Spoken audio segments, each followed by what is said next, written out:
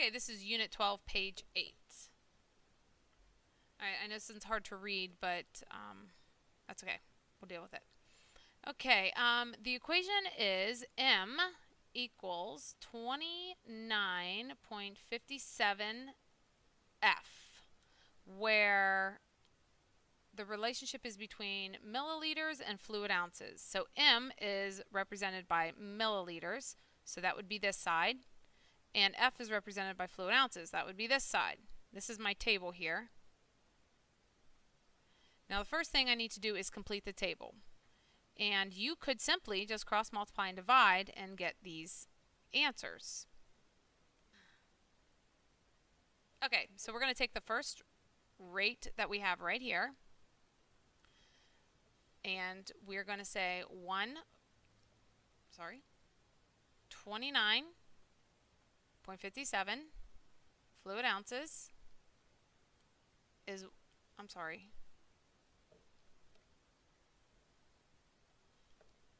milliliters is 1 fluid ounce. So we want to figure out how many 5 fluid ounces are.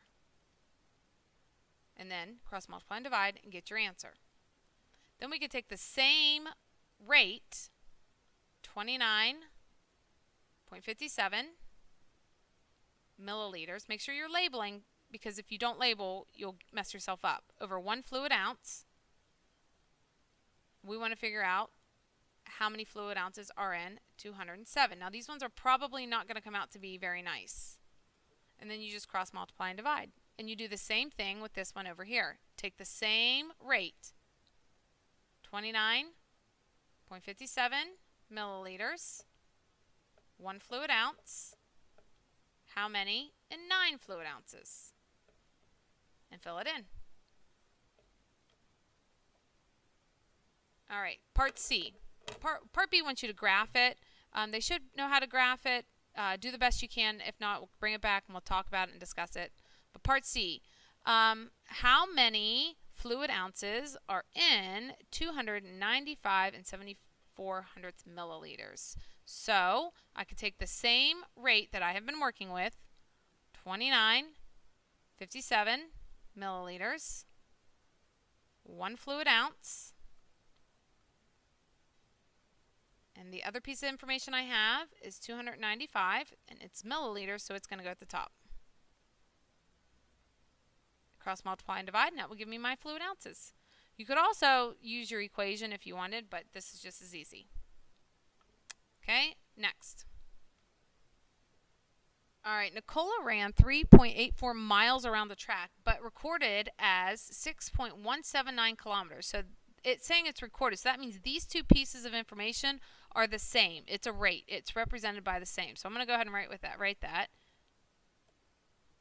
Miles, label it.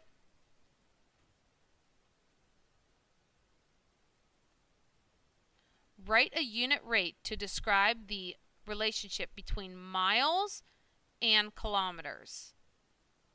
So a unit rate is always over 1. So I want to figure out how many miles are in 1 kilometer. And then then that's your answer. You could also do it the other way around.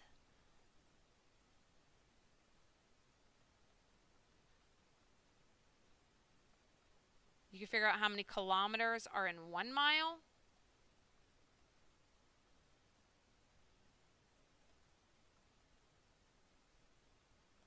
Either way would be fine. Okay, we just learned about writing equations. So you're going to take your unit rate and you're going to put it into your equation. That should sound familiar because we just did it the last unit. And then to part C, it says Nicola ran 1.2 miles the next day. How many kilometers did she run? So take the same rate that we've been working with.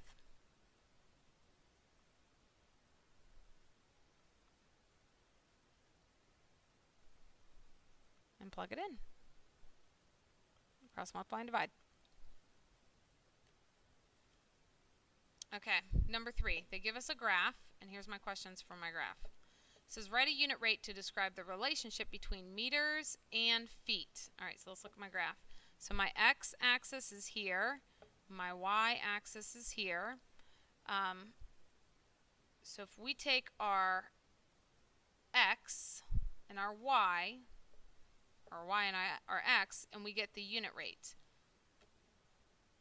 Okay, so what this is saying is every 1 meter, that is 3.28 feet.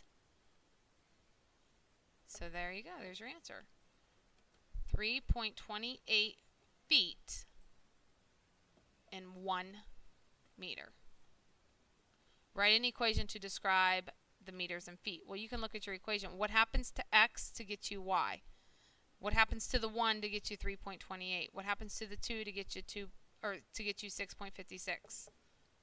Well, it would be 3.28 times x is going to get you y.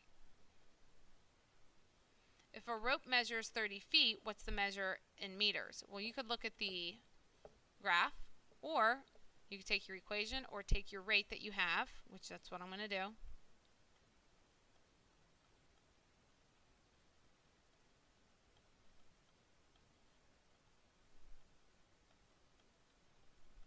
And cross multiply and divide.